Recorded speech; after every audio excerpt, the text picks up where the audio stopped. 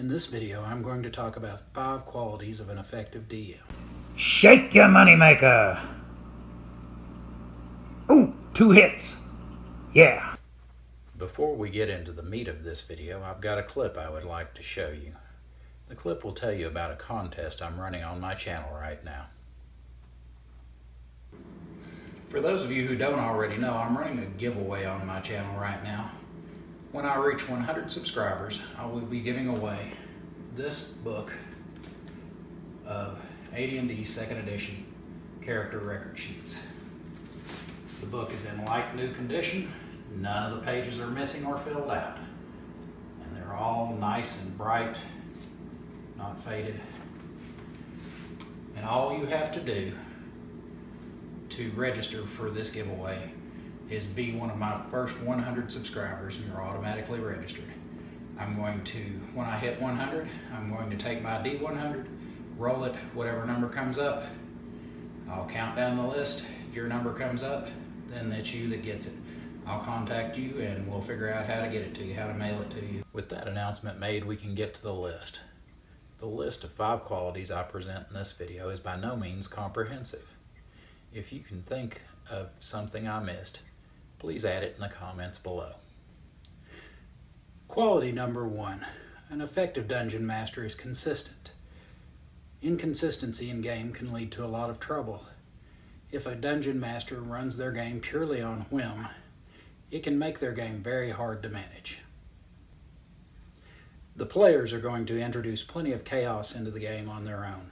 They don't need any help with that from the dungeon master.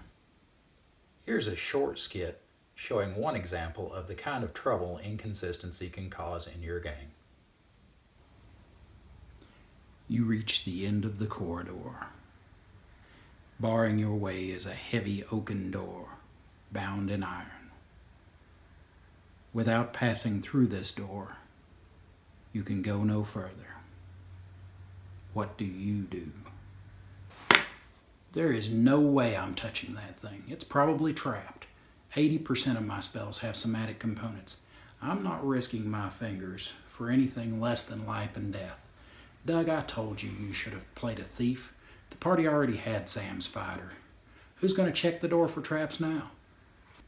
What can I say? I was in the mood for some hack and slash this campaign. And look where that got us. Don't worry, guys. I got this. I'm going to check for traps.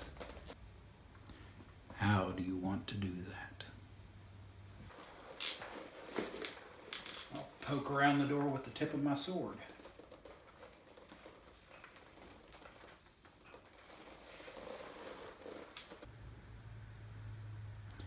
Okay, make a wisdom check with a -2 modifier then.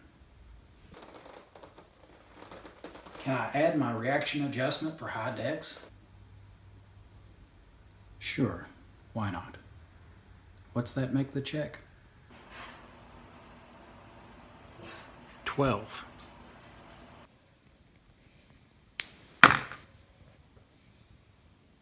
You find a loose flagstone in front of the door. It looks like it may be the trigger for a trap. Well, I'll reach over and open the door carefully and make sure when I step through not to step on the flagstone and go on through the door then. Having avoided the trapped flagstone, the entire party is able to make it to the next room safely. Good job. 2 game sessions later, on a ship orbiting Kryn. A rhythmic pounding is coming up through the deck of the ship. There's a staircase amidships leading down below deck. The wooden door at the bottom of the staircase is painted green with gold trim. It is closed. What do you want to do? It smells like a trap to me, guys. It's my turn.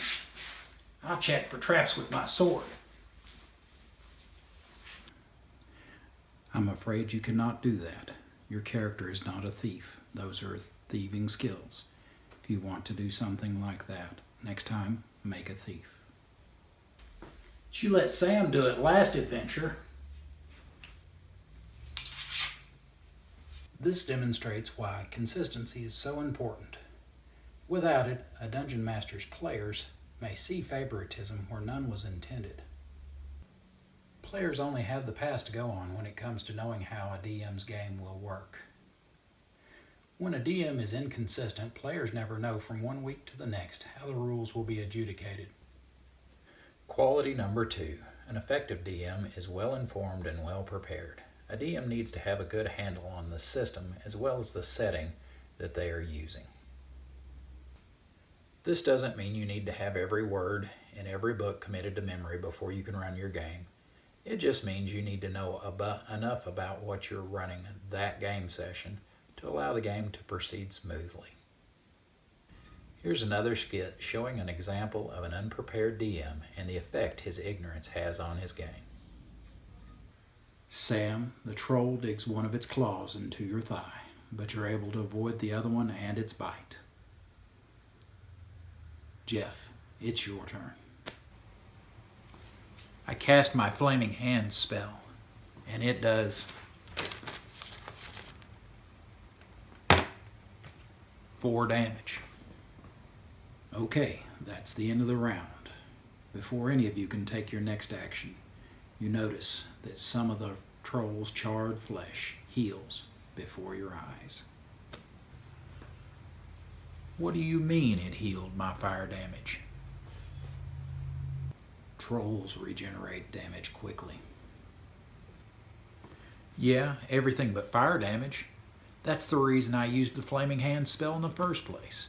My character knows if you want to kill a troll, you use fire. Hold on.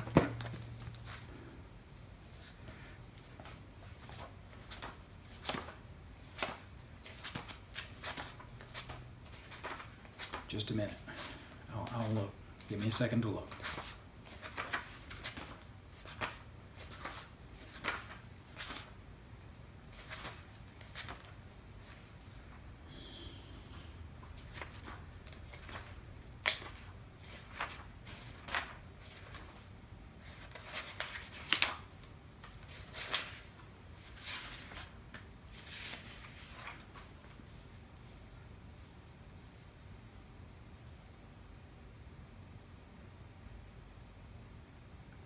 You know, you're right. In that skit, the Dungeon Master had not taken the time to familiarize himself with the monsters he was using. This brought the game to a screeching halt as he had to consult the Monsters Manual to confirm what the player had said. Not only did this slow down the game, it also pulled his players' minds out of the game world and into the real world. In a situation like this one, it would have been better for the DM to make an on-the-spot ruling and move on with the game than to stop the game to look up trolls. This brings us to the next quality of an effective DM. Quality number 3. An effective DM is flexible and able to improvise in-game. In the last skit, we saw one of the pitfalls of not being able to improvise in-game. As I said earlier, the players are going to introduce a lot of chaos into your game. The DM needs to be able to take that chaos and run with it. Whether that means of moving objectives around in the game world or improvising a whole new plot based on the character's actions, an effective DM is able to take what their players give them and use that to drive the plot of the game. Here's an example of a player doing something unexpected and the DM having to adjust to it. The serving lass brings you a plate of mutton and pan-fried potatoes, along with a tall mug of mead.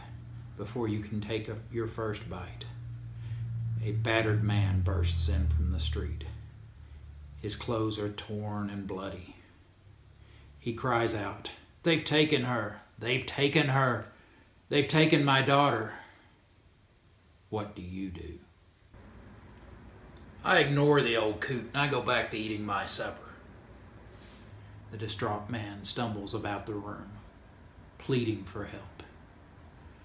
He comes to your table, grabs you by the shoulder, and begs, "Please, kind sir, please, she is my only child." I shove him and yell, "Get off of me!" He stumbles back and knocks over a nearby table full of heavily armed men. They leap to their feet, draw their swords, and yell, "Have at you!" I draw my sword and attack the nearest one. Roll initiative. Here we saw the DM present an adventure hook in the form of a distraught father with a kidnapped daughter. The DM had a rescue mission for the player's character planned, but the player did not bite at that adventure hook. Because of this, the DM had to come up with something on the fly. Who knows where the player's actions will lead the story? He may end up in jail, but be given a chance at freedom if he leads the rescue of the girl from the original hook. Then again, the adventure may go in a completely different direction. It just depends on how the DM decides to react to his player's actions. Flexibility and improvisational skills are key to a lively game. Quality number 4. An effective DM challenges their players. A large part of the fun in any role-playing game is overcoming challenges that are too risky, dangerous, or just plain old don't exist in real life. If players feel their characters are not in peril, or at least facing a potent risk, the game loses its tension. With no tension, there's no release. In a game like that, everyone's just going through the motions. Having said that, it is not the DM's job to try to kill or ensure the failure of the players either. But in every game session, your players should know that the only thing that stands between them and death is their own wits and determination. Here's another skit. The first part exemplifies the attitude of a killer DM, while the second part shows the attitude of a hand-holding nanny DM. What is the purpose of the Dungeon Master? To kill without mercy! What makes the green grass grow? Blood, bright red blood! Congratulations on reaching second level at the end of last session. I see you've updated your character sheet. 9 new hit points. Very good. With this new power, what is the first thing you would like to try? I want to take out my sword, slash at the sky, and kill the creator god of this world. Yeah. The sky splits asunder, and a huge being falls at your feet bleeding. His long white beard is matted and bloody. His vital fluids spill out onto your feet, and you feel from them a huge amount of energy infuse your entire body. 1 trillion experience points. The rule of cool, you know. An effective DM can find a happy medium between these two attitudes. Their players should have a chance of success or failure, and it really should depend on the players whether they do succeed or fail. Failure should be easier than the success, though, because anything that is just a mean feat loses its value in the end. Heroes earn that title by overcoming long odds.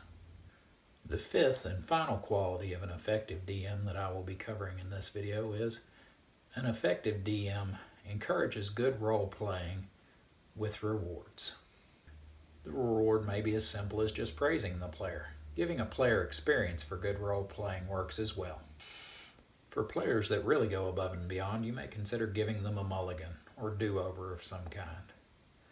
This can come in the form of something like, say, allowing them to cash it in to re-roll an attack roll or a saving throw, or something like that later on down the line.